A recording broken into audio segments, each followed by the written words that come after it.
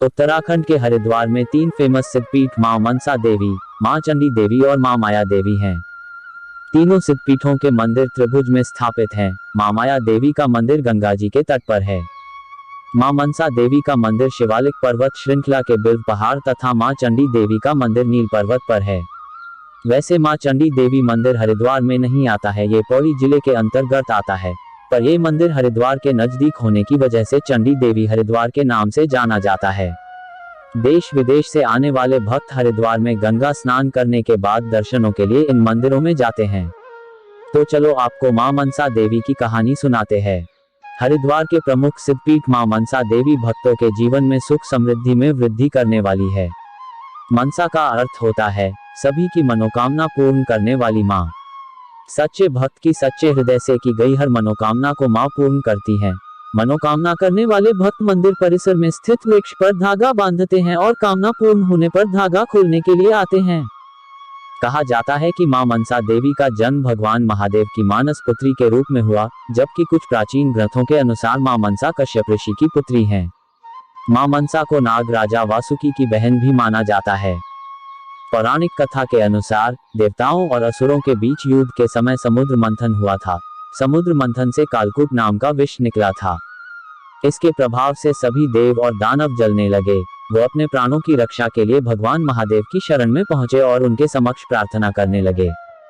भगवान भोलेनाथ ने लोक कल्याण के लिए कालकूट नाम के विष को अपने कंठ में धारण कर लिया। इससे भगवान महादेव का कंठ नीला पड़ गया। तब भगवान भोलेनाथ नीलकंठ कहलाए।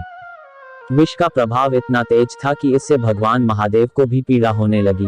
भगवान शिव ने अपने मन से एक नाग कन्या को उत्पन्न किया, जिन्होंने भगवान के मुंह में प्रवेश करके सारा विष खींच लिया और भगवान को पीड़ा से मुक्ति दिलाई। तभी से लेकर आज भी माता मनसा देवी भक्तों के जीवन के सभी कष्टों को दूर कर रही हैं। माता मनसा देवी कालसर्प दोष से भी भक्तों की रक्षा करती हैं।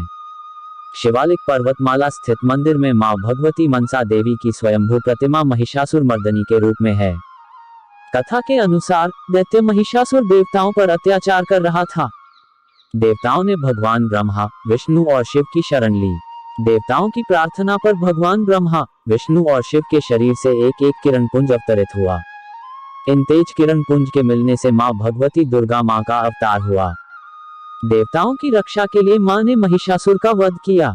इस प्रकार माता ने देवताओं की मनोकामना को पूर्ण किया। उसी तरह आज भी माता अपने भक्तों की मनोकामनाओं को पूर्ण कर रही हैं। माता की मूर्ति में 2 शक्तियों का वास है, एक महिषासुर मर्दनी और दूसरी नाग माता मनसा। नाग माता मनसा भक्तों को कालसर्प दोष से मुक्ति प्रदान करती हैं। मां महिषासुर मर्दिनी 18 भुजाओं में विराजमान है, जो पर्वत से स्वयं प्रकट हुई हैं। काली मां गायत्री के 5 मुख और 10 भुजाएं हैं। पुराने समय में बलि प्रथा को बंद करने के लिए मां गायत्री की प्रतिष्ठा की गई थी।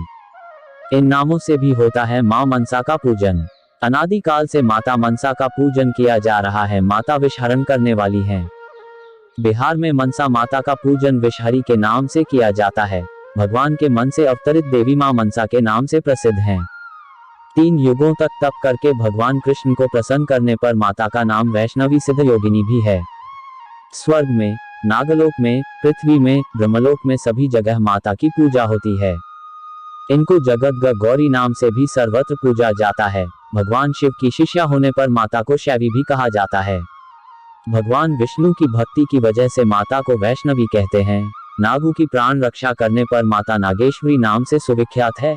बंगाल में मनसा मंगल के नाम से प्रसिद्ध हैं। तपस्वी महर्षि आस्तिक की माता हैं और मुनि जरत्कारु की पत्नी हैं। माता की पूजा करने वाले को नाग का भय नहीं रहता। हरिद्वार में भ्रमण करने वाले हर व्यक्ति को माता के दर्शन करने चाहिए। मां मनसा ने की इंद्र और तक्षक की रक्षा। राजा परीक्षित एक दिन शिकार खेलते हुए मृग के पीछे दूर तक निकल गए। राजा को भूख प्यास लगी तो राजा शमीक ऋषि के आश्रम में पहुंच गए। ऋषि समाधि में लीन थे। उन्हें राजा के आश्रम में आने का पता नहीं चला। राजा ने कहा, जहां मान न हो वहां नहीं रुकना चाहिए। राजा वापस जाने लगे।